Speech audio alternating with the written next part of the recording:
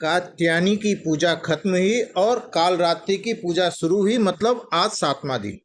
लेकिन हम बात कर रहे हैं कि ऐसे फूल की जो कि नवमी के दिन अगर आपने चढ़ाया तो आपके विघ्न कार्य पूरी तरह से जो रुके हुए हैं वो चालू हो जाएंगे और आपके घर में सुख शांति और समृद्धि आएगी। जी हाँ, ये फूल के पौधे आप मुफ्त में प्राप्त कर सकते हो, बिल्कुल ही मुफ्त।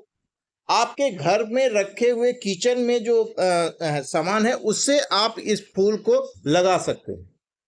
और ये फूल इतना शुभ है, इतना शुभ है। और इसके अगर आपके पास फूल नहीं है तो भी बहुत सारे ऑप्शन हैं इसके, जिसके बारे में हम लोग बात कर रहे हैं। नवमी को एक फूल चढ़ाने की बात कर रहा हूं, जिसके चढ़ाने से आपको बहुत ज्यादा फायदा होगा, बहुत ज्यादा। वो फूल है आपका, जो फूल हम चढ़ाने की बात कर रहे हैं, हो सकता है कि आपके पास ना हो, लेकिन इसके लिए इतना बेचैन नहीं हो जाना है कि एकदम फूल हमको चाहिए ही चाहिए, ऐसा नहीं, हमको चढ़ाना ही चढ़ाना है, ये कभी सोच के मत कीजिएगा। क्योंकि उस फूल का कुछ और भी चीज है जो कि आप फूल नहीं है तो दूसरा भी चढ़ा सकते हैं। लेकिन मैं ये बात करना चाह रहा हूं कि अगर आपके पास वो फूल नहीं है तो आप लगा सकते हैं मुफ्त में। वो फूल है आपका हल्दी का फूल। 100% रहने वाले इंडिया में लोग उसका प्रतिदिन यूज करते हैं, वो हल्दी, लेकिन उसके फूल नहीं देखे होंगे।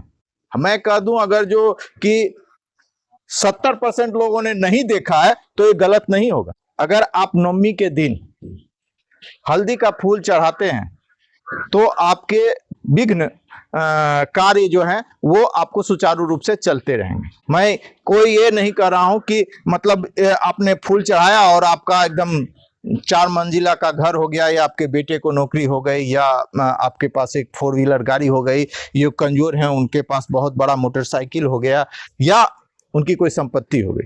नहीं, बात यह है कि करने से संतुष्टि मिलती है और आत्मा साफ होता है। और उसके चलते कोई बड़ा बोझा लेके चल रहा है तो उसको अगर थोड़ा सा हौसला दीजिए, हो गया, चढ़ जाए, बस वो चढ़ जाता है।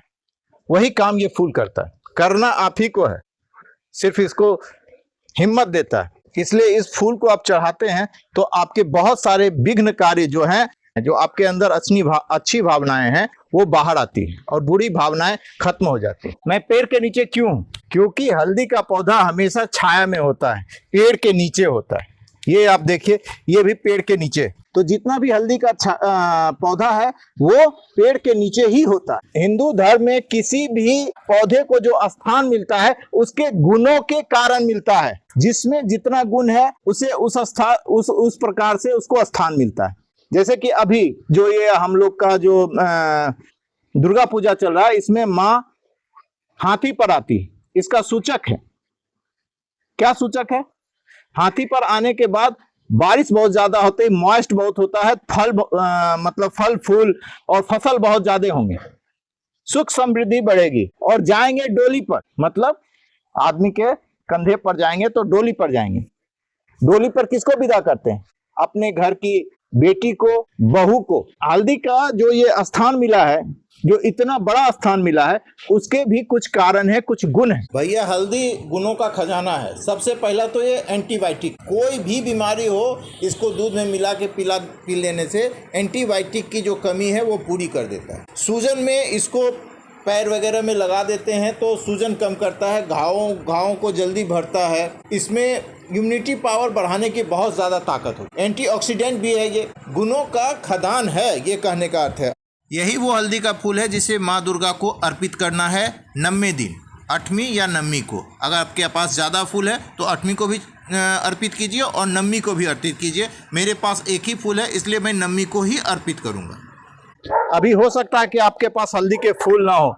अगर आपके पास हल्दी के फूल नहीं है तो आप हल्दी के पाउडर या हल्दी का जो जमीन से निकलने वाला जो होता है, जिसको हम हल्दी का फल कहते हैं, उसे भी, जिसे हम हल्दी का फल कहते हैं, उसे भी आप आसानी से चढ़ा सकते हैं। और आप अभी ही कच्चा हल्दी, आपका पीला वाला सूखा हुआ हल्दी आप अगर लगाइएगा तो नहीं लगेगा।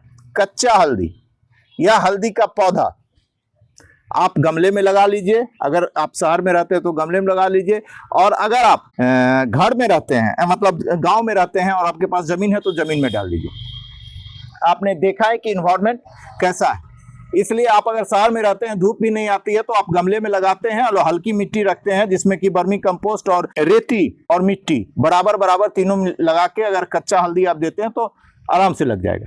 और अगले साल आप फूल भी आप चढ़ा सकते हैं माँ देवी को अष्टमी या नवमी को। और जिनके पास ये है वो जरूर चढ़ाएं, और जिनके पास नहीं है वो हल्दी का फल या पाउडर चढ़ाएं। मेरे ख्याल से ये इंफॉर्मेशन आपको बहुत ही अच्छा लगा होगा, तो लाइक और सब्सक्राइब कीजिएगा और इस वीडियो को शेयर भी कीजिएगा।